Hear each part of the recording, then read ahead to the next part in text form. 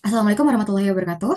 Terima kasih kepada Bu Filzah selaku dosen pengampu pada mata kuliah Agile and Scrum. Di sini kami dari kelompok 4 ingin mempresentasikan materi tentang Crystal Method in Agile. Sebelum perkenalkan kami dari kelompok 4, yang pertama ada saya sendiri, Jihan Rahma, dengan NIM 17106230084. Lalu ada saya, Dia Permatasari, dengan NIM 170623082. Lalu ada saya, Arum Anggraini, dengan NIM 1710623025. Selanjutnya kita akan mulai pada materi pertama dari presentasi kita hari ini. Nah, oke, yang pertama ini kita akan bahas apa sih Crystal Method in Agile ini. Jadi, Crystal ini adalah metodologi Agile yang dikembangkan oleh Alistair Cockburn pada tahun 1991 ketika dia masih berada di IBM. Nah, metodologi ini tuh berfokus untuk menekankan pada komunikasi, kolaborasi, dan kemampuan beradaptasi. Nah, jadi metode ini tuh mencakup seperangkat prinsip dan praktik yang disesuaikan dengan kebutuhan khusus dari tiap proyek dan timnya. Nah, jadi nggak hanya menggunakan pendekatan satu ukuran untuk semua. Nah, tujuannya ini agar tim bisa bekerja secara efektif dan efisien, tetapi juga menghasilkan perangkat lunak yang berkualitas tinggi yang dapat memenuhi kebutuhan pelanggan maupun stakeholder. Nah, jadi metode ini tuh menyesuaikan praktiknya berdasarkan karakteristik proyek dari setiap seperti ukuran tim, kompleksitas, dan tingkat resikonya. Nah, ini tuh untuk dibedakan mereka menggunakan varian yang dilabeli dengan warna.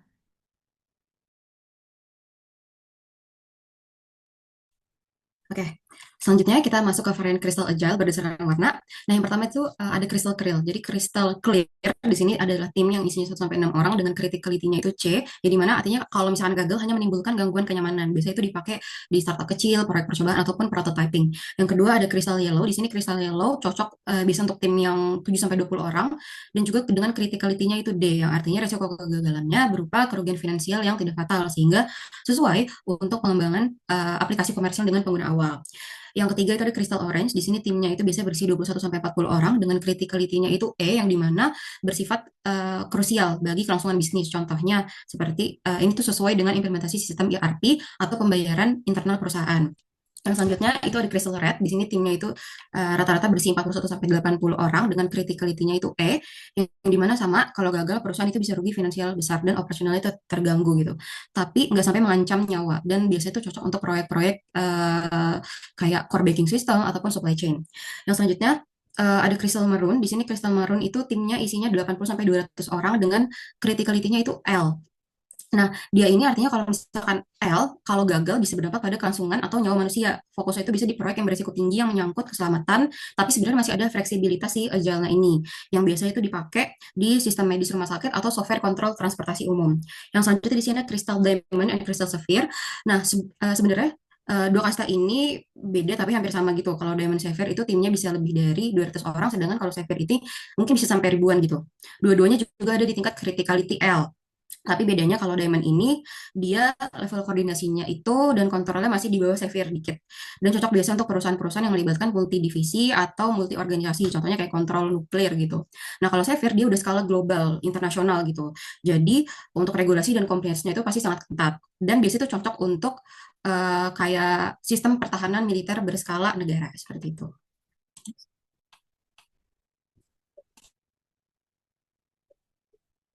Baik, selanjutnya akan membahas tentang prinsip-prinsip dari metode kristal ini. Yang pertama itu ada frequent delivery. Nah, frequent delivery ini maksudnya segera merilis hasil kerjanya dari tim itu. Jadi misalnya hasil kerjanya untuk dibagikan kepada pengguna. Jadi pengguna akan memberikan feedback dari hasil tersebut, apakah hasil tersebut perlu diulang atau ada perbaikan seperti itu. Selanjutnya ada reflective improvement. Nah, reflective improvement ini seperti introspeksi. Jadi setiap anggota tim atau tim itu akan introspeksi apakah kinerjanya sudah efektif atau belum. Jika belum, maka tim dapat memperbaiki bagaimana caranya agar kinerjanya ini bisa dilakukan secara efektif. Yang selanjutnya ini ada prinsip close atau osmotic communication. Jadi kristal metode ini timnya bekerja pada ruangan yang sama sehingga informasi akan tersebar secara alami. Jadi misalnya karena di ruangan yang sama, anggota-anggota tim itu akan dengan mudah untuk mendapatkan informasi atau membagikan informasi. Misalnya ada ke kesulitan, maka akan dengan mudah untuk menanyakan ke anggota tim lainnya untuk mendapatkan solusi secara bersama-sama. Habis itu, Prinsip yang selanjutnya adalah personal safety. Nah, karena tadi Kristal ini bekerja satu tempat yang sama, jadi anggota timnya ini harus memiliki ruangan yang aman dan nyaman untuk menyampaikan pendapat atau idenya. Jadi nggak ada yang ngerasa takut untuk menyampaikan pendapat apakah akan dibully atau gimana. Lalu selanjutnya itu ada prinsip fokus. Nah, fokus ini sebenarnya terbagi jadi dua, untuk individu dan untuk tim. Nah, kalau untuk individu ini, jadi dalam Kristal ini setiap anggota tim harus memiliki waktu fokusnya. Jadi misalnya selama 2 jam anggota tim itu mengerjakan tugasnya tanpa ada gangguan, misalnya gangguan pertanyaan dari temannya atau rapat-rapat sebagainya. Lalu fokus tim ini maksudnya tim sudah memiliki tujuannya, sudah mempunyai pembagian tugasnya, jadi pekerjaannya ini akan efektif, nggak akan double job. Selanjutnya, prinsip easy access to expert user.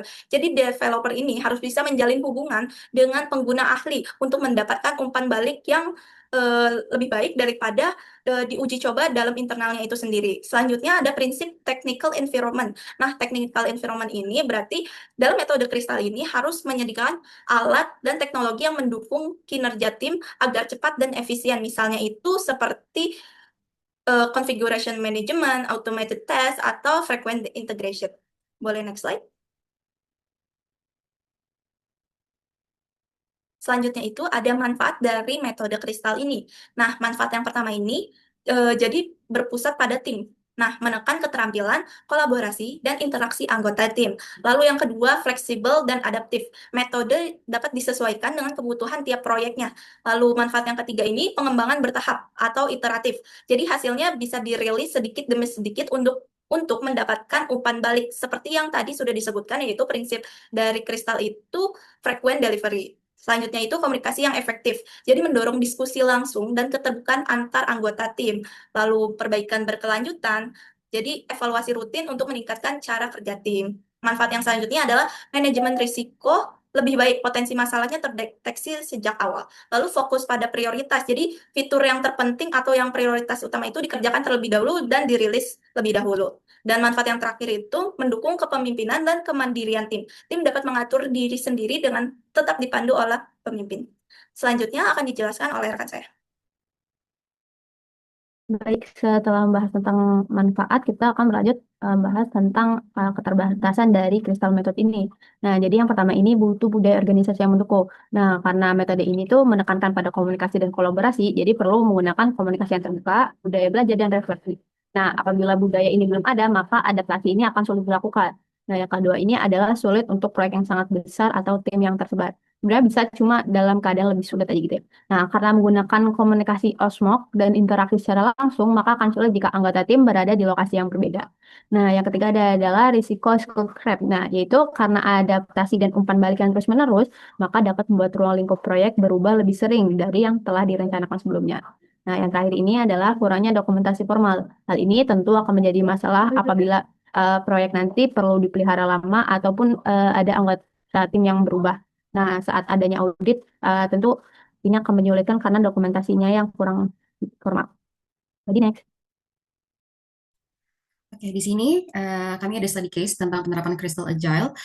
Jadi di Weber State University ada mata kuliah yang namanya Capstone Project, yang dimana mahasiswa itu harus kerja tim untuk bikin sistem.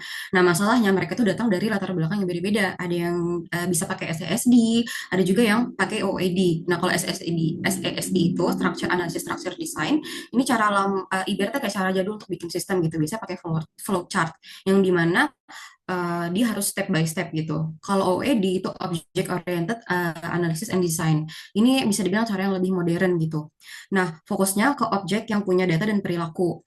Nah, kalau pakai metode tradisional yang penuh dokumentasi, hasilnya malah ribet dan bikin mahasiswa tuh jadi kurang semangat. Akhirnya dipilihlah si Crystal Clear ini, karena metode ini ringan, fleksibel, dan juga cocok untuk tim kecil. Penerapannya itu juga sederhana, jadi tim duduk berdekatan biar gampang komunikasi, sering diskusi langsung dengan pengguna, jadi bikin hasil kerja kecil tapi rutin. Dan juga ada sesi refleksi untuk perbaikan. Supaya relevan dengan berbagai gaya analisis, dosen juga menyesuaikan beberapa artefak. Misalnya dia mengubah common common object model, jadi common domain model, yang hasilnya tuh bervariasi. Jadi tim yang melibatkan pengguna secara aktif itu bisa bikin produk yang sesuai kebutuhan, sementara tim yang jarang komunikasi itu malah kesulitan.